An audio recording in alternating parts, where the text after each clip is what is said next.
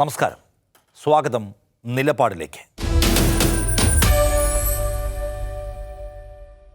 ഹിന്ദുത്വ വർഗീയത എവിടെയും തോൽപ്പിക്കാനാവാത്ത മഹാമേരുവാണെന്ന ഇന്ത്യയുടെ മിഥ്യാബോധം കടപുഴകിയ ആഴ്ചയാണ് കടന്നുപോയത്.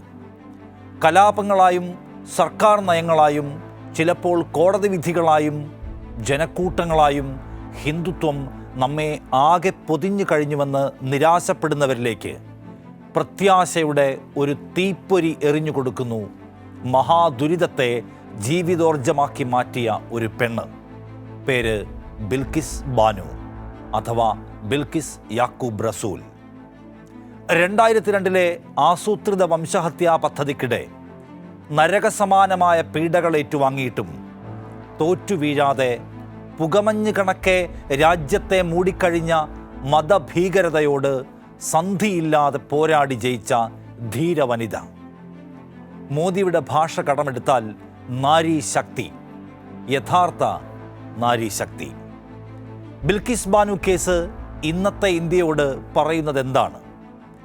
മതനിരപേക്ഷ മനസ്സുള്ള മനുഷ്യർക്ക് നൽകുന്ന സന്ദേശം എന്താണ്? ഇന്ത്യൻ നീതിന്യായ ചരിത്രത്തിലും ഇന്ത്യയിലെ പെണ്ണിൻ്റെ ചരിത്രത്തിലും ആ നിയമ പോരാട്ടം എങ്ങനെയാണ് രജതരേഖയാകുന്നത്? നിശ്ചയമായും ബിൽക്കിസ് ബാനു ഇന്ത്യൻ പെൺ ചരിത്രത്തിലെ സമാനതകളില്ലാത്ത ഒരു ഇതിഹാസമാണ്. തലമുറകൾക്ക് വെളിച്ചം പകരുന്ന ഒരു പോരാട്ടമാണ് അവരുടെ ജീവിതം.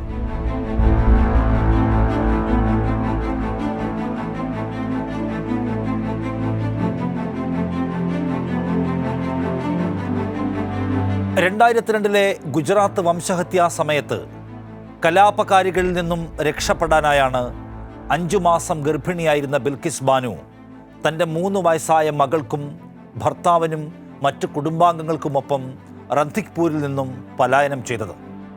ചപ്പർവാദ് ഗ്രാമത്തിലെത്തിയ കുടുംബത്തെ പക്ഷേ 30ഓളം വരുന്ന ആയുധധാരികളായ ഹിന്ദുത്വ സംഘം ആക്രമിക്കുകയും ബിൽക്കിസ് ബാനുവിനെയും അവരുടെ അമ്മയെയും കുടുംബത്തിലെ മറ്റ് 3 സ്ത്രീകളെയും 11 പുരുഷന്മാർ ചേർന്ന് കൂട്ടബലാത്സംഗത്തിന് ഇരകളാക്കുകയും ചെയ്തു. ബിൽക്കിസിൻ്റെ 3 വയസ്സുള്ള സലോഹ എന്ന കുഞ്ഞ്, അവളെ അക്രമികൾ കല്ലിലടിച്ചാണ് കൊന്നത്. അവൾ ഒരു തെറ്റും ചെയ്തില്ല, ആരെയും ദ്രോഹിച്ചില്ല. ആ കുഞ്ഞ് ആരുടെയും രാഷ്ട്രീയ പദ്ധതികൾക്ക് ഒരു തടസ്സവുമായിരുന്നില്ല. പക്ഷേ വർഗീയവാദികളുടെ ആക്രമണത്തിൽ തല തകർന്നു മരിക്കാനായിരുന്നു വിധി. 5 മാസം ഗർഭിണിയായ ബിൽക്കിസ്, അവളെ ക്രൂരമായി കൂട്ടബലാത്സംഗം ചെയ്തത് അയൽക്കാർ തന്നെയാണ്. ബിൽക്കിസിൻ്റെ വീട്ടിൽ നിന്ന് ദിവസവും പാല് വാങ്ങുന്നവരായിരുന്നു. ഗർഭാവസ്ഥ പോലും നോക്കാതെ അവളുടെ ശരീരത്തെ ചീന്തിയിട്ടത്. ബിൽക്കിസിനെ ആക്രമിച്ച പുരുഷന്മാരുടെ ഗണത്തിൽ അവർ സ്നേഹത്തോടെ ചാച്ച എന്ന് വിളിച്ചിരുന്ന വൃദ്ധൻ മുതൽ അവരുടെ അച്ഛനെ ചികിത്സിച്ചിരുന്ന വൈദ്യൻ വരെയുള്ളവർ ഉണ്ടായിരുന്നു. നിങ്ങളൊക്കെ എനിക്ക് ചെറുപ്പം മുതൽ അറിയാവുന്നവരും എൻ്റെ അച്ഛനെയും അമ്മാവനെയും പോലെ ഉള്ളവരല്ലേ? ഞാൻ ഗർഭിണിയാണ്, എന്നെ ഉപദ്രവിക്കരുതേ എന്ന് 19കാരിയായ ബിൽക്കിസ് അവരോട് യാചിച്ചു. പക്ഷെ അതൊന്നും കേട്ട ഭാവം നടിക്കാതെ 3 പേർ ചേർന്ന് അവളെ ബലം പ്രയോഗിച്ച് തൊട്ടടുത്ത മരത്തിൻ്റെ മറവിലേക്ക് കൊണ്ടുപോയി. അക്രമി സംഘത്തിലുണ്ടായിരുന്ന 10 പേരെങ്കിലും ഊഴം വെച്ച് അവളെ ബലാത്സംഗം ചെയ്തുവെന്ന് മൊഴികളിൽ പറയുന്നു. ഒരു സംഘം കുഞ്ഞിനെ നിലത്തടിച്ചു കൊല്ലുമ്പോൾ മറുസംഘം അവളെ മാറി മാറി ബലാത്സംഗം ചെയ്തു. കാമവെറി തീർന്ന സംഘം അവളുടെ വീട്ടിലെ 6 പേരെയും കൊന്നു തള്ളി. ഒപ്പം ഉള്ളിൽ കിടന്ന ഗർഭസ്ഥ ശിശുവിനെയും. മരിച്ചുവെന്ന് കരുതി ബിൽക്കിസിനെ അവർ ഉപേക്ഷിച്ചു പോയി. ലോകം നടുങ്ങിപ്പോയ ഗുജറാത്ത് വംശഹത്യയിലെ ഭയം നിറയ്ക്കുന്ന സംഭവങ്ങളിൽ ഒന്നു മാത്രമാണ് ഇത്. ദയാരഹിതമായ ക്രൂരതയിൽ ബോധം നഷ്ടപ്പെട്ട ബിൽക്കിസ് കണ്ണു തുറക്കുന്നത് പ്രിയപ്പെട്ടവരുടെ ചോരയ്ക്കും മൃതദേഹങ്ങൾക്കും നടുവിലാണ്. അവരുടെ കുടുംബത്തിലെ അംഗങ്ങളടക്കം 14 പേരുടെ മൃതദേഹങ്ങൾ അവിടെ ചിതറിക്കിടക്കുന്നത് ബിൽക്കിസ് കണ്ടു. തലേ ദിവസം പ്രസവിച്ച ഷമീമിൻ്റെയും അവളുടെ പിഞ്ചു കുഞ്ഞിൻ്റെയും ഉൾപ്പെടെ ചോര ചിതറിയ ശരീരങ്ങൾ. അവിടെ കിടന്ന തൻ്റെ പെറ്റിക്കോട്ട് മാത്രമേ അവൾക്കപ്പോൾ ധരിക്കാൻ കിട്ടിയുള്ളൂ. അതെടുത്തുടുത്ത് തൊട്ടടുത്ത് കണ്ട കുന്നിൻ്റെ മുകളിലേക്ക് ഓടിക്കയറി ബിൽക്കിസ്. രാത്രി മുഴുവൻ ഒറ്റയ്ക്ക് അവിടെ കഴിച്ചുകൂട്ടി. പിറ്റേന്ന് രാവിലെ പേടിയോടെ താഴെ ഇറങ്ങി വന്നപ്പോൾ കണ്ട ഒരു ആദിവാസി സ്ത്രീയാണ് അവൾ കൊടുക്കാൻ വേറെ ഉടുപ്പുകൾ കൊടുത്തത്. അവശേഷിച്ച കരുത്തുമായി അവൾ ഒറ്റയ്ക്ക് പോലീസ് സ്റ്റേഷനിൽ പോയി. തന്നെ ആക്രമിച്ച ഓരോരുത്തരെയും അവൾക്ക് നല്ല ഓർമ്മയുണ്ടായിരുന്നു. പേരുവിവരങ്ങളടക്കം പറഞ്ഞായിരുന്നു പരാതി. കലാപകാലത്തെ പോലീസ് കലാപകാരികളെക്കാൾ വിഷം നിറഞ്ഞതായിരുന്നു. സോമഭായ് ഗോരി എന്ന പോലീസുകാരൻ 19കാരിയായ ബിൽക്കിസിൻ്റെ പരാതി സ്വീകരിക്കാൻ പോലും തയ്യാറായില്ല. അയാൾ അവളെ ആട്ടിയോടിക്കാനാണ് ശ്രമിച്ചത്. സംഭവം നടന്ന് 2 ദിവസം കഴിഞ്ഞപ്പോഴാണ് ചില പ്രാദേശിക ഫോട്ടോഗ്രാഫർമാർ ബിൽക്കിസിൻ്റെ കുടുംബത്തിലെ ആളുകളുടെ ചിതറിക്കിടക്കുന്ന മൃതദേഹങ്ങളുടെ ചിത്രം പുറത്തുവിടുന്നത്. ആദ്യം ഉഴപ്പിയ പോലീസിന് അതോടെ നടപടിയെടുക്കാതിരിക്കാൻ കഴിയാതായി. വൈദ്യപരിശോധനയിൽ പോലും വലിയ അട്ടിമറികൾ നടന്നു. മൃതദേഹങ്ങളുടെ പോസ്റ്റ്മോർട്ടം നടത്തിയ 2 ഡോക്ടർമാർ സാമ്പിളുകളൊന്നും ശരിയായി ശേഖരിക്കുകയോ രേഖപ്പെടുത്തുകയോ ചെയ്തില്ല. തൊട്ടടുത്ത് മൃതദേഹങ്ങൾ കൂട്ടത്തോടെ കുഴിച്ചിട്ടതായി കണ്ടെത്തിയ സ്ഥലങ്ങളിലെ അന്വേഷണം ചെന്നെത്തിയതും പോലീസിൻ്റെ ക്രൂരതകളിലേക്കായിരുന്നു. കൊലയാളികളോട് തന്നെ മൃതദേഹം മറവ് ചെയ്ത് കളയാൻ പോലീസ് നിർദ്ദേശിച്ചതായി മൊഴികൾ പുറത്തു വന്നു. വംശഹത്യയുമായി ബന്ധപ്പെട്ട എല്ലാ കേസുകളിലും പ്രതികളെ രക്ഷിക്കാനായിരുന്നു ഗുജറാത്ത് പോലീസിന് തിടുക്കം. തെളിവുകളില്ലാതാക്കാനും കുറ്റവാളികളെ കണ്ടില്ലെന്ന് നടിക്കാനും നരേന്ദ്രമോദിയുടെ പോലീസിന് അമിതോത്സാഹമായിരുന്നു. ഗുജറാത്ത് പോലീസും സർക്കാരും സഹായിക്കില്ലെന്ന് ഉറപ്പായ ബിൽക്കിസ് 2003 ദേശീയ മനുഷ്യാവകാശ കമ്മീഷന് ഒരു പരാതി കൊടുത്തു. പിന്നീട് ആ പരാതി സുപ്രീം കോടതിയിലെത്തി. ഗൗരവം മനസ്സിലാക്കിയ കോടതി അന്വേഷണം CBIക്ക് വിട്ടു. CBI അന്വേഷണവും സങ്കീർണമായിരുന്നു. അന്വേഷണത്തിൻ്റെ ഭാഗമായി മൃതദേഹങ്ങൾ വീണ്ടും കുഴിച്ചെടുത്തപ്പോൾ അവയ്ക്ക് പലതിനും തലയുണ്ടായിരുന്നില്ല. തെളിവ് നശിപ്പിക്കാനുള്ള ആലോചിച്ചുറപ്പിച്ച നീക്കത്തിൻ്റെ ഭാഗമായിരുന്നു അത്. പെട്ടെന്ന് അഴുകിപ്പോകാനായി മൃതദേഹങ്ങൾക്ക് മുകളിൽ ഉപ്പ് വിതറിയിരുന്നു. പക്ഷേ 2004 കുറ്റക്കാരായ എല്ലാവരെയും CBI അറസ്റ്റ് ചെയ്തു. സകല കേസുകളും അട്ടിമറിക്കുന്ന ഗുജറാത്ത് സർക്കാരിൻ്റെ സമീപനം കോടതിക്ക് നന്നായി ബോധ്യപ്പെട്ടിരുന്നു. അതുകൊണ്ട് തന്നെ വിചാരണ അഹമ്മദാബാദിൽ നിന്നും ബോംബെ ഹൈക്കോടതിയിലേക്ക് മാറ്റി. ബലാത്സംഗം, കൊലപാതകം, ഗൂഢാലോചന എന്നിവയിൽ 13 പേർ കുറ്റക്കാരാണെന്ന് കോടതി കണ്ടെത്തി. അതിൽ 11 പേർക്ക് ജീവപര്യന്തം ശിക്ഷ വിധിച്ചു. 2008 തങ്ങളുടെ ശിക്ഷ പുനഃപരിശോധിക്കണമെന്ന് പ്രതികൾ ബോംബെ ഹൈക്കോടതിക്ക് മുൻപാകെ ആവശ്യപ്പെട്ടുവെങ്കിലും 11 പേരുടെയും ജീവപര്യന്തം ശിക്ഷ ഹൈക്കോടതി ശരിവെക്കുകയായിരുന്നു. 2022 ജയിൽ ശിക്ഷ കിട്ടിയ ക്രിമിനലുകളിൽ ഒരാളായ രാധേശ്യാം ഷാ ശിക്ഷാ ഇളവ് ചോദിച്ച് സുപ്രീം കോടതിയെ സമീപിക്കുന്നത്. നല്ല നടപ്പ് അനുഷ്ഠിക്കുന്ന കുറ്റവാളികളെ സംസ്ഥാന സർക്കാരിൻ്റെ വിവേചനാധികാരം ഉപയോഗിച്ച് മോചിപ്പിക്കാം എന്ന വ്യവസ്ഥ അനുസരിച്ച് തന്നെ മോചിപ്പിക്കണം എന്നതായിരുന്നു ആവശ്യം. സുപ്രീം കോടതി അത് ഗുജറാത്ത് ഹൈക്കോടതിക്ക് കൈമാറുന്നു. അത് ഗുജറാത്ത് സർക്കാരിലെത്തുന്നു. സർക്കാർ ഒരു സമിതിയെ നിയോഗിക്കുന്നു. ഒടുക്കം രാധേശ്യാമിനെ മാത്രമല്ല കേസിലെ 11 പ്രതികളെയും മോചിപ്പിക്കാമെന്ന ശിപാർശ ഉണ്ടാവുന്നു. അത് ഗുജറാത്ത് സർക്കാർ നടപ്പാക്കുന്നു. 2 ഗുരുതരമായ നിയമപ്രശ്നങ്ങളെ സമർത്ഥമായി മറച്ചുവെച്ചുകൊണ്ടാണ് ഗുജറാത്തിലെ BJP ഭരണകൂടം ഈ കൊടും കുറ്റവാളികളെ മോചിപ്പിച്ചത്. ഒന്ന്, മഹാരാഷ്ട്രയിൽ കോടതി നടപടികൾ പൂർത്തിയാക്കിയ കേസിൽ ഇത്തരമൊരു തീരുമാനമെടുക്കാനുള്ള അധികാരം മഹാരാഷ്ട്ര സർക്കാരിൽ മാത്രം നിക്ഷിപ്തമാണ്. ഗുജറാത്ത് സർക്കാർ അക്കാര്യത്തിൽ കാണിച്ചത് 3ാം കിട കള്ളക്കളിയാണ്. മറ്റൊന്ന്, നല്ല നടപ്പിൻ്റെ പേരിൽ കുറ്റവാളികളെ മോചിപ്പിക്കാൻ തീരുമാനിക്കുമ്പോൾ ബലാത്സംഗമോ സ്ത്രീകൾക്കും കുട്ടികൾക്കും നേരെ അതിക്രമം നടത്തിയതോ ആയ പ്രതികളെ പരിഗണിക്കരുത് എന്ന് വ്യവസ്ഥ ചെയ്തിട്ടുണ്ട് നിയമം ഗുജറാത്തിൽ തന്നെ. 2014 ഗുജറാത്ത് സർക്കാരിൻ്റെ നിയമമാറ്റം അത് കർക്കശമായി പറയുന്നു. പക്ഷേ അതും തന്ത്രപരമായി അവഗണിച്ചാണ് സ്വാതന്ത്ര്യത്തിൻ്റെ 75ാം വാർഷികത്തിൽ ലോകം ദർശിച്ച ഏറ്റവും മൃഗീയമായ കുറ്റം ചെയ്ത ഹിന്ദുത്വ ക്രിമിനലുകളെ BJP സർക്കാർ തുറന്നുവിട്ടത്. മതഭീകരരെ തുറന്നുവിടുക മാത്രമല്ല, അവരുടെ മോചനം ആഘോഷമാക്കുകയും ചെയ്തു ഗുജറാത്തിലെ ഹിന്ദുത്വർ. ഹാരമണിയിച്ചും ലഡു വിതരണം ചെയ്തും റേപ്പിസ്റ്റുകളെ സ്വീകരിച്ചവരിൽ സ്ത്രീകളും ഉണ്ടായിരുന്നു. കഴിഞ്ഞ ഗുജറാത്ത് നിയമസഭാ തെരഞ്ഞെടുപ്പ് വേളയിൽ ഈ കുറ്റവാളികളുടെ മോചനം ചർച്ചയാവുകയും BJP അത് പ്രയോജനപ്പെടുത്തുകയും ചെയ്തു. കേസ് പരിശോധിക്കാൻ ഗുജറാത്ത് സർക്കാർ നിയോഗിച്ച സമിതിയിൽ അംഗമായിരുന്ന ഗോധ്ര MLA CK റാവുൽജി മാധ്യമങ്ങളോട് പറഞ്ഞത് പ്രതികൾ സംസ്കാരമുള്ള ബ്രാഹ്മണരായതുകൊണ്ടാണ് അവരെ വിട്ടയച്ചത് എന്നാണ്. സ്വാതന്ത്ര്യത്തിൻ്റെ 75ാം വാർഷികം ആഘോഷിക്കുന്ന ആസാദി കാ അമൃത് മഹോത്സവത്തിൻ്റെ ഭാഗമായി അർഹരായ തടവുകാരെ ശിക്ഷ ഇളവ് ചെയ്യാൻ കേന്ദ്ര സർക്കാർ സംസ്ഥാനങ്ങളോട് നിർദ്ദേശിച്ചിരുന്നു. ജീവപര്യന്തം തടവുകാരെയും ബലാത്സംഗ കൊല തുടങ്ങിയ കുറ്റങ്ങൾ ചെയ്തവരെയും ഇതിൽ പരിഗണിക്കരുത് എന്ന് മാർഗനിർദ്ദേശത്തിൽ വ്യക്തമായി പറയുന്നുണ്ട്. പ്രായം ചെന്നവരും രോഗികളും നല്ല നടപ്പുകാരായവരുമുണ്ടെങ്കിൽ അവരെയാണ് ഇളവിന് പരിഗണിക്കേണ്ടത് എന്ന് കേന്ദ്ര നിർദ്ദേശത്തിൽ വ്യക്തതപ്പെടുത്തുന്നുണ്ടായിരുന്നു. എന്നാൽ ഈ നിർദ്ദേശങ്ങളെല്ലാം കാറ്റിൽ പറത്തി സ്വാതന്ത്ര്യത്തിൻ്റെ അമൃത മഹോത്സവ വേളയെ ഈ മതഭ്രാന്തരായ ഭീകരരെ ജയിൽ മോചിതരാക്കാനുള്ള ഉപാധിയാക്കി BJP ഭരണകൂടം. ജൂണിൽ കേന്ദ്ര സർക്കാർ പുറത്തിറക്കിയ വിജ്ഞാപനം പ്രകാരമല്ല, മറിച്ച് മെയ് മാസത്തിൽ സുപ്രീം കോടതി നൽകിയ നിർദ്ദേശം പരിഗണിച്ചാണ് ഗുജറാത്ത് സർക്കാരിൻ്റെ സ്വന്തം നയം പ്രകാരമാണ് മോചനമെന്നാണ് BJP അന്ന് വിശദീകരിച്ചത്. അങ്ങനെ നോക്കിയാൽ 2014 ഗുജറാത്ത് സർക്കാർ പുറത്തിറക്കിയ വിജ്ഞാപനത്തിലും ബലാത്സംഗ കേസിലെ പ്രതികളെ മോചിപ്പിക്കുന്നതിന് തടസ്സമുണ്ട്. പക്ഷെ ബിൽക്കിസിൻ്റെ കുടുംബത്തെ മുച്ചോട് മുടിച്ച കലാപകാരികളെ പുറത്തിറക്കാൻ 2014 മുൻപ് നിലനിന്നിരുന്ന വ്യവസ്ഥയാണ് സർക്കാർ ആധാരമാക്കിയത്. കേസിനാസ്പദമായ സംഭവം നടക്കുന്നത് 2014 പുതിയ നിയമം വരുന്നതിന് മുൻപാണത്രേ. അതുകൊണ്ട് പഴയ നിയമമാണ് അവർക്ക് ബാധകമാവുകയെന്ന് വിചിത്രമായ ക്രൂരമായ ന്യായം. കൊടും ക്രിമിനലുകളെ എങ്ങനെയും പുറത്തിറക്കണമെന്ന BJP സർക്കാരിൻ്റെ നിർബന്ധ ബുദ്ധിയല്ലാതെ മറ്റൊന്നുമായിരുന്നില്ല അത്. നഗ്നമായ അനീതി. പ്രതികളെ ജയിൽ മോചിതരാക്കിയ ഗുജറാത്ത് സർക്കാർ നടപടി കണ്ട് താൻ നടുങ്ങിപ്പോയെന്ന് പറയുന്നു ബിൽക്കിസ് ബാനു.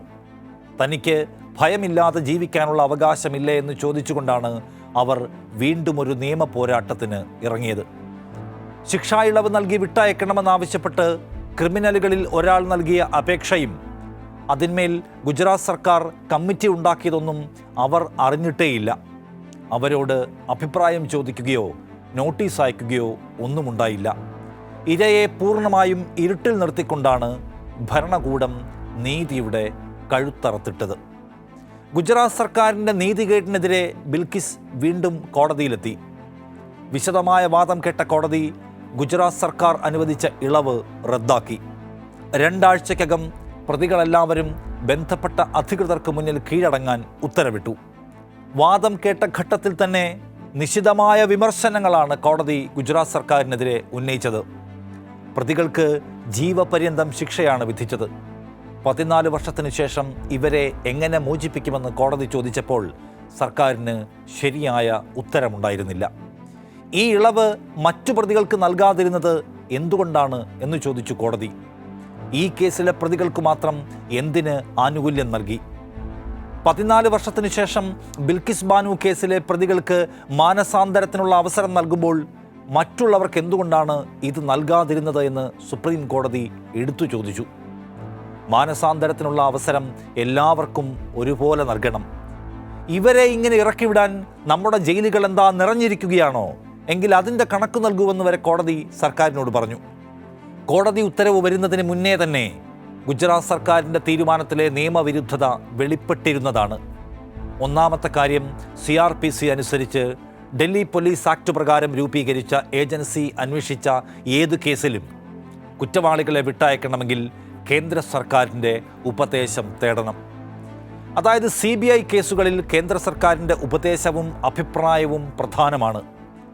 ഇങ്ങനെ ഉപദേശം തേടിയോ പ്രതികളെ വിട്ടയക്കാൻ കേന്ദ്ര സർക്കാർ അനുമതി നൽകിയോ എന്നതിലൊന്നും ഒരു വ്യക്തതയും വരുത്താതെയാണ് ഈ ക്രിമിനലുകളെ വിട്ടയക്കുന്ന ഉത്തരവ് പുറത്തിറക്കിയത്. കേന്ദ്ര സർക്കാർ പുറത്തിറക്കിയ ബലാത്സംഗങ്ങളിലെ പ്രതികളെ സംബന്ധിച്ച നിയമം അനുസരിച്ച് ഒരു ബലാത്സംഗ കേസ് പ്രതിയെയും ശിക്ഷാ കാലാവധി തീരുന്നതിന് മുൻപ് വിട്ടയക്കാൻ പാടില്ല. ഈ നയത്തിന് വിരുദ്ധമായ ഒരു തീരുമാനം കേന്ദ്ര സർക്കാർ തന്നെ നടപ്പിലാക്കിയോ? അതിന് ഉത്തരവുണ്ടായില്ല. മുൻപ് പറഞ്ഞതുപോലെ 92 അംഗീകരിച്ച ഗുജറാത്ത് സർക്കാരിൻ്റെ നയമനുസരിച്ചാണ് പ്രതികളെ ശിക്ഷ തീരും മുൻപ് വിട്ടയച്ചിരിക്കുന്നത്. 2014 ഗുജറാത്ത് സർക്കാർ ഈ നയം പുതുക്കി നിശ്ചയിച്ചതാണ്. അതിൽ വളരെ വ്യക്തമായി പറയുന്നു ബലാത്സംഗം ചെയ്ത പ്രതികളെ വിട്ടയക്കാൻ പാടില്ല എന്ന്. പക്ഷെ അതിനെ അവഗണിച്ച് പഴയ നിയമം ആധാരമാക്കി കുറ്റക്കാരെ വിട്ടയച്ചതും കോടതി പിടിക്കുന്ന സംഗതിയാണ്. 2014 പുതിയ നിയമം വന്നു കഴിഞ്ഞാൽ പിന്നെ പഴയ നിയമത്തിന് എന്തു പ്രസക്തി എന്ന ചോദ്യമുണ്ട്. ശിക്ഷയിൽ നിന്നും ഇളവ് തേടി സുപ്രീം കോടതിയിൽ നൽകിയ അപേക്ഷ പരിശോധിച്ചാലും സുപ്രീം കോടതിയെ കബളിപ്പിക്കാനുള്ള വ്യക്തമായ ശ്രമങ്ങൾ കണ്ടെത്താൻ കഴിയും. അപേക്ഷയിൽ എവിടെയും താൻ ബിൽക്കിസ് ബാനു കൂട്ടബലാത്സംഗ കേസിലെ കുറ്റവാളിയാണെന്നോ ഗുജറാത്ത് വംശഹത്യയിൽ ശിക്ഷിക്കപ്പെട്ട ആളാണെന്നോ പറയുന്നേ ഉണ്ടായിരുന്നില്ല. താൻ ശിക്ഷിക്കപ്പെട്ട കേസിൻ്റെ ഗൗരവം കോടതി അറിയരുത് എന്ന നിർബന്ധ ബുദ്ധി അതിലുണ്ടായിരുന്നു. പ്രതികളെ വിട്ടയച്ച ഉത്തരവിൻ്റെ കാര്യം പരിശോധിച്ചാലും ഈ ദുരൂഹത പ്രകടമാണ്. ആ ഉത്തരവിൻ്റെ പകർപ്പ് ബിൽക്കിസ് ബാനുവിനോ അവരുടെ അഭിഭാഷകനോ മാധ്യമങ്ങൾക്കോ ആർക്കും വിതരണം ചെയ്തില്ല. അധികൃതരിൽ പലരോടും ഇക്കാര്യം മാധ്യമങ്ങൾ ആരാഞ്ഞുവെങ്കിലും അവർക്കാർക്കും ഇങ്ങനെ ഒരു ഉത്തരവ് കണ്ടറിവുണ്ടായിരുന്നില്ല ആദ്യ ദിവസങ്ങളിൽ. ഇത്തരം അസ്വാഭാവികതകളും അസാധാരണത്വങ്ങളും തെളിഞ്ഞു നിൽക്കെയാണ് സുപ്രീം കോടതി ഗുജറാത്ത് സർക്കാരിൻ്റെ നടപടി റദ്ദാക്കി എല്ലാ പ്രതികളെയും ജയിലിലേക്ക് തിരിച്ചു വിളിച്ചത്. നിശിതമായ വിമർശനമാണ് ഗുജറാത്ത് ഭരണകൂടത്തിനെതിരെ കോടതി ഉന്നയിച്ചത്. നിയമവ്യവസ്ഥയെ സർക്കാർ അട്ടിമറിച്ചുവെന്ന് ചൂണ്ടിക്കാണിച്ച കോടതി ഗുജറാത്ത് സർക്കാർ ഇല്ലാത്ത അധികാരം ഉപയോഗിച്ചുവെന്ന് വ്യക്തമാക്കി. പ്രതികളുമായി സർക്കാർ ഒത്തുകളിച്ചുവെന്നും പ്രതികളെ മോചിപ്പിച്ച സർക്കാരിൻ്റെ ഉത്തരവ് നിയമപരമല്ലെന്നും കോടതി ചൂണ്ടിക്കാട്ടി. സർക്കാർ സുപ്രീം കോടതി ഉത്തരവ് തെറ്റായി വ്യാഖ്യാനം ചെയ്തുവെന്ന് കോടതി നിരീക്ഷിച്ചു. അധികാര ദുർവിനിയോഗം ചെയ്തതിൻ്റെ പേരിൽ ഉത്തരവ് റദ്ദാക്കുന്നുവെന്നും വ്യക്തമാക്കിക്കൊണ്ടാണ് കേസിൽ മോചിപ്പിച്ച എല്ലാ പ്രതികളോടും വീണ്ടും ജയിലറയിൽ പോകാൻ കോടതി ഉത്തരവിട്ടത്. പ്രതികളെ വിട്ടയക്കാൻ ഗുജറാത്ത് സർക്കാരിന് അവകാശമില്ലെന്നും അവകാശമുണ്ടായിരുന്നത് വിചാരണ നടന്ന മഹാരാഷ്ട്രയിലെ സർക്കാരിനാണെന്ന് കോടതി വ്യക്തമാക്കി. കുറ്റകൃത്യം നടന്ന സംസ്ഥാനത്ത് ഇളവ് നൽകാൻ അവകാശമില്ല. ഒരു കുറ്റവാളിക്ക് മാറ്റമുണ്ടാകണമെങ്കിൽ അയാൾക്ക് സ്വാതന്ത്ര്യം ലഭിക്കണമെന്ന തത്വത്തിൻ്റെ അടിസ്ഥാനത്തിലാണ് ഹർജി പരിഗണിച്ചത് എന്ന് പറഞ്ഞ കോടതി പക്ഷേ ബിൽക്കിസ് അനുഭവിച്ച ക്രൂരത കൂടി കണക്കിലെടുക്കണമെന്ന് തെളിച്ചു പറഞ്ഞു. തെറ്റിദ്ധരിപ്പിക്കുന്ന വിവരങ്ങളാണ് ഇളവിനുള്ള അപേക്ഷയിൽ പ്രതികൾ സമർപ്പിച്ചത് എന്ന് സുപ്രീം കോടതി രോഷത്തോടെ ചൂണ്ടിക്കാട്ടി. കോടതിയുടെ തന്നെ മുൻ ഉത്തരവിനോടും ബെഞ്ച് വിയോജിച്ചു. കുറ്റവാളികളുടെ ഹർജി പരിഗണിച്ച് ഗുജറാത്ത് സർക്കാരിന് ഇളവ് നൽകാമെന്ന പഴയ വിധി ഭരണഘടനാ ബെഞ്ചിൻ്റെ തീർപ്പിന് വിരുദ്ധമാണെന്ന് കോടതി തെളിച്ചപ്പെടുത്തി. നീതി എന്ന സംഹിതയാകണം കോടതികൾക്ക് വഴികാട്ടിയാകേണ്ടത്. ഇതിനെതിരായ വിധികൾ തിരുത്താനുള്ള ബാധ്യത നീതിപീഠങ്ങൾക്കുണ്ടെന്ന് ജസ്റ്റിസ് BV നാഗരത്ന വ്യക്തമാക്കി. നിയമം ലംഘിച്ചവർ ജയിലിലേക്ക് തന്നെ പോകണം. ജനാധിപത്യത്തിൽ നിയമവാഴ്ച നിലനിൽക്കണം. നിയമവാഴ്ചയില്ലെങ്കിൽ സമത്വമില്ല. നിയമലംഘനം ചെയ്യുന്നവരോട് അനുകമ്പയുടെ ഒരാവശ്യവുമില്ല എന്നും കോടതി തീർത്തു പറഞ്ഞു. പക്ഷേ പുറത്തുള്ളവരിൽ 9 പേരെ കാണാനില്ല എന്ന പുതിയ വാർത്തയാണ് ഇപ്പോൾ നമ്മെ തേടി വരുന്നത്. അവരെ തേടിക്കണ്ടെത്താൻ ഗുജറാത്തിലെ BJP സർക്കാർ, പോലീസ് എത്ര ശ്രമിക്കുമെന്ന് കണ്ടുതന്നെ അറിയണം. ബിൽക്കിസിൻ്റെ കുഞ്ഞിനെ പിടിച്ചു വാങ്ങി കല്ലിലടിച്ചു കൊന്ന ശൈലേഷ് ഭട്ട് എന്ന മതഭീകരൻ ഇപ്പോൾ BJP പരിപാടികളിലും മറ്റുമൊക്കെയായി സജീവമാണ്. അയാളെ അകത്തിടാൻ ഒരുമ്പെടുമോ BJP സർക്കാർ? റേപ്പിസ്റ്റുകളെ പുറത്തിറക്കാൻ ആവേശം കാട്ടിയത് അവരോടുള്ള ആദരവും സ്നേഹവും കൊണ്ടായിരിക്കില്ലേ? ആ ആദരവും സ്നേഹവും BJP ഈ കോടതി ഉത്തരവിൻ്റെ പേരിൽ മാറ്റിവെക്കുമോ? പ്രതികളെ അകത്താക്കിയില്ലെങ്കിൽ കോടതിയലക്ഷ്യ ഹർജിയുമായി വീണ്ടും നീതിപീഠത്തെ സമീപിക്കുമെന്ന് വ്യക്തമാക്കിയിട്ടുണ്ട് ബിൽക്കിസ്. അവരുടെ പോരാട്ടം അവസാനിക്കുന്നേയില്ല. വിരമിച്ച സുപ്രീം കോടതി ജഡ്ജി മദൻ ബി ലോക്കൂർ ഒരു മാധ്യമ അഭിമുഖത്തിൽ പറഞ്ഞത് അതിക്രൂരന്മാരായ ഈ പ്രതികൾക്ക് നൽകിയ 2 ജീവപര്യന്തങ്ങൾ അവരുടെ പുനരധിവാസത്തിന് വേണ്ടി അല്ല എന്നാണ്. മറിച്ച് ഇത്തരം വിപത്തുകളെ സമൂഹത്തിൽ നിന്ന് എന്നേക്കുമായി അകറ്റി നിർത്താനും അവരുടെ ക്രൂരതകൾക്കുള്ള മാതൃകാപരമായ ശിക്ഷ എന്ന നിലയ്ക്കുമാണ്. പുനരധിവസിക്കപ്പെടേണ്ട പ്രതികളായി ഇക്കൂട്ടരെ ആലോചിക്കാനേ കഴിയില്ലെന്ന് മദൻ ബി ലോക്കൂർ പ്രത്യേകം പറഞ്ഞു. ഒരു കള്ളനെ പുനരധിവസിപ്പിക്കുന്നതിനെപ്പറ്റി നമുക്ക് ആലോചിക്കാൻ കഴിഞ്ഞേക്കും. പക്ഷെ ബിൽക്കിസിനെ പീഡിപ്പിച്ച അവരുടെ കുടുംബാംഗങ്ങളെ കൊന്നു തള്ളിയ നീചന്മാരുടെ കാര്യത്തിൽ പുനരധിവാസം എന്ന വാക്കിനെ സാധ്യതയില്ലെന്നായിരുന്നു മദൻ ബി ലോക്കൂറിൻ്റെ ഉറച്ച ബോധ്യം. 2 പതിറ്റാണ്ടിലേറെയായി ഒഴിഞ്ഞു പോകാത്ത ഭയത്തിൻ്റെ മാറാപ്പും പേറിയാണ് ബിൽക്കിസും അവരുടെ കുടുംബവും ജീവിക്കുന്നത്. അവർക്കിന്നൊരു സ്ഥിരം മേൽവിലാസം പോലുമില്ല. 30ഓളം വീടുകൾ മാറി ഇതിനകം അവർ. ഈ രാജ്യത്തെ ഒരു പൗരൻ, എല്ലാ തുല്യാവകാശങ്ങളുമുള്ള ഒരു വോട്ടർ ജീവിതവും കയ്യിലെടുത്ത് നിർത്താതെ ഓടുകയാണ്. അപ്പോഴാണ് ഭരണകൂട സ്വാധീനമുള്ള ഹീന ജന്തുക്കൾ പല്ലിൽ ചോരക്കറയുമായി വീണ്ടും പുറത്തിറങ്ങിയത്. അവർ എങ്ങോട്ടോടും ഇനി? അവരെ ഒന്ന് ചേർത്തണയ്ക്കാൻ ഭരണകൂടം ഇല്ലേ ഇവിടെ? കുറ്റവാളികളിൽ ഒരാളുടെ ഹർജിയിൽ യുക്തമായ തീരുമാനമെടുക്കുമെന്ന് പറഞ്ഞ സുപ്രീം കോടതിയുടെ നിർദ്ദേശത്തെ മറയാക്കി കുറ്റവാളികളെ മുഴുവൻ പുറത്തിറക്കാൻ ആവേശം കാണിച്ച സർക്കാർ പക്ഷേ അതേ കോടതിയുടെ ഉത്തരവുകൾ പലതും ഇനിയും നടപ്പാക്കിയിട്ടില്ല. സുപ്രീം കോടതി വിധിയിൽ പറഞ്ഞ 50 ലക്ഷം രൂപ നഷ്ടപരിഹാരം നൽകിയെങ്കിലും ഇരയ്ക്ക് ജോലി നൽകണമെന്നും വീട് വെച്ചു നൽകണമെന്നുമുള്ള നിർദ്ദേശങ്ങൾ ഇനിയും നടപ്പായില്ല. ഗുജറാത്ത് വംശഹത്യാ കേസുകളുടെ രൂപം മാറുന്നത് നാം കാണാതിരുന്നുകൂടാ. കേസിൽ ഇരകളാക്കപ്പെട്ട മനുഷ്യരൊക്കെ അരികുകളിലേക്ക് ചവിട്ടി മാറ്റപ്പെടുന്നു. അവർക്ക് വേണ്ടി സംസാരിച്ചവർ ജയിലിലടയ്ക്കപ്പെടുന്നു. സമാനതകളില്ലാത്ത ക്രൂരകൃത്യത്തിന് നേതൃത്വം കൊടുത്തവരാകെ പുറത്തേക്ക് വരികയും ആദരിക്കപ്പെടുകയും ചെയ്യുന്നു. DG ബൻസാറെ അടക്കം ഒരുപറ്റം മുതിർന്ന പോലീസ് ഉദ്യോഗസ്ഥരെ നേരത്തെ തന്നെ ജയിൽ മോചിപ്പിച്ചിരുന്നു. പിന്നാലെ ബിൽക്കിസ് ബാനു കേസിലെ ക്രിമിനലുകളും പുറത്തെത്തി. അവരെല്ലാവരും ഇനി തിരികെ ജയിലിലെത്തുമോ എന്ന് ഒരു ഉറപ്പുമില്ല. പ്രതികളെ കണ്ടെത്താനായില്ല എന്ന ഒറ്റവാചകത്തിൽ ഗുജറാത്ത് പോലീസ് എല്ലാം അവസാനിപ്പിച്ചേക്കാം. ഒരാധുനിക ജനാധിപത്യത്തിന്, നീതിന്യായ സംവിധാനത്തിന് ഒരിക്കലും വെച്ചു പൊറുപ്പിക്കാനാകാത്ത അന്യായങ്ങളാണ് നമ്മുടെ കൺമുന്നിൽ അരങ്ങേറുന്നത്, അത് തീർച്ച. എങ്കിലും അണഞ്ഞു പോകാത്ത പ്രകാശഗോപുരം പോലെ വിളങ്ങി നിൽക്കും ബിൽക്കിസ് ബാനുവിൻ്റെ പോരാട്ടവും നിയമവിധികളും. നരകതുല്യമായ ജീവിതത്തിനിടയിലും ബിൽക്കിസ് നടത്തിയ പോരാട്ടം അവർക്ക് വേണ്ടി മാത്രമുള്ളതല്ല. 2002 ഗുജറാത്തിൽ ആസൂത്രിതമായി നടപ്പാക്കപ്പെട്ട കലാപത്തിൻ്റെ ആഴം എത്രയെന്ന് വരും തലമുറകളെ പഠിപ്പിക്കുന്ന അധ്യായമായി ബിൽക്കിസ് ബാനു കേസ് അവിടെ ഉണ്ടാകും. മതഭീകരരെ, കൊലയാളികളെ, റേപ്പിസ്റ്റുകളെ എങ്ങനെയാണ് ഹിന്ദുത്വ ഭരണകൂടം സംരക്ഷിച്ചെടുത്തതെന്ന്, മുറുകെ പുണർന്നതെന്ന് നമ്മുടെ തലമുറകൾക്ക് വായിക്കാൻ ഈ കേസ് മതിയാകും. ബിൽക്കിസിന് വേണ്ടി നിയമപോരാട്ടം നടത്താൻ മടിയില്ലാതെ കടന്നു വന്ന ചിലരെ കൂടി രേഖപ്പെടുത്താതെ ആ കഥ പൂർത്തിയാവില്ല. CPIM നേതാവ് സുഭാഷിണി അലി, ഭരണകൂടം വേട്ടയാടി പുറത്താക്കിയ MP-യും തൃണമൂൽ നേതാവുമായ മഹുവ മൊയ്ത്ര, സ്വതന്ത്ര മാധ്യമ പ്രവർത്തകയും ചലച്ചിത്ര പ്രവർത്തകയുമായ രേവതി ലോൾ, മുൻ ഫിലോസഫി പ്രൊഫസറും ആക്ടിവിസ്റ്റുമായ രൂപരേഖ് വർമ്മ, ഇവരും ബിൽക്കിസിൻ്റെ ശബ്ദം ഒറ്റപ്പെട്ടതാകാതിരിക്കാൻ ഒപ്പം നിന്നു. പൊരുതി നേടിയ ഈ വിജയം നമ്മുടെ നീതിന്യായ സംവിധാനത്തിൻ്റെ, ഭരണനിർവഹണത്തിലെ നീതിബോധത്തിൻ്റെ അണഞ്ഞു പോകാത്ത വിളക്കായി എന്നും ജ്വലിച്ചു നിൽക്കട്ടെ. നിലപാട് പൂർണ്ണമാകുന്നു. നന്ദി.